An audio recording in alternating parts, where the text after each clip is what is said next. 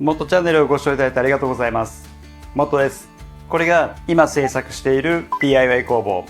今フレームを組んで断熱材を敷き終わったところで、これから内装材としての板を張っていきます。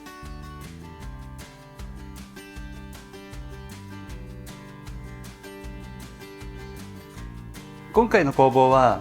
幅が 2.5 ぐらいで奥行きが4メートルにしてます。なので今まで使ってきた工房のだいたい 1.5 倍ぐらいはあるのかなっていう感じの工房です。そしてある程度電動工具も使い放題。今度はいろんな電動工具の使い方やジグ製作制限なくできるかと思います。今回この内装用のフレーム、これは全てこの91センチ ×1 メーター82センチ、この規格の板が貼れるようにしてあります。この板が重なる部分の板は10センチにしています。で、なるだけセンターぐらいで91センチ1枚が貼れるようにしています。そうすると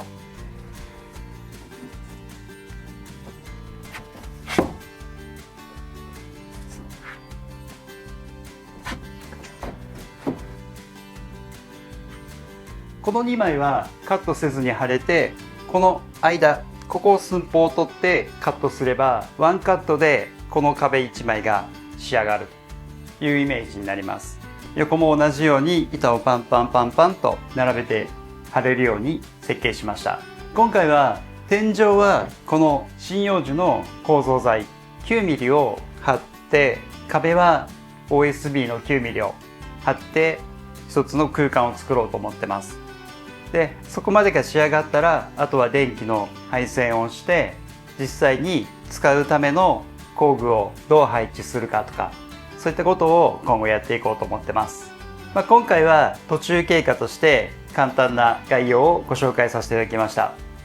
これから本格的に DIY 工房のスタートです。今後は今までできなかったこととかもかなりできるようになるので、僕の DIY として皆様に発信したいことっていうのの制限もかなり減らすことができます。なのでそういった意味では、今までちょっと物足りないなとか、なんか単調だなと思われた方もいらっしゃるかもしれないんですけど、これからもっとアクティブにやっていきたいと思ってます。これからも DIY モットチャンネルをよろしくお願いします。それでは。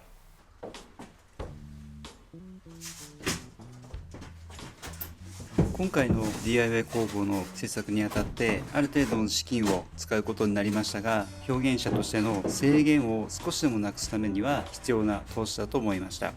これも新しいチャレンジとして今後生かしていきたいと思っています。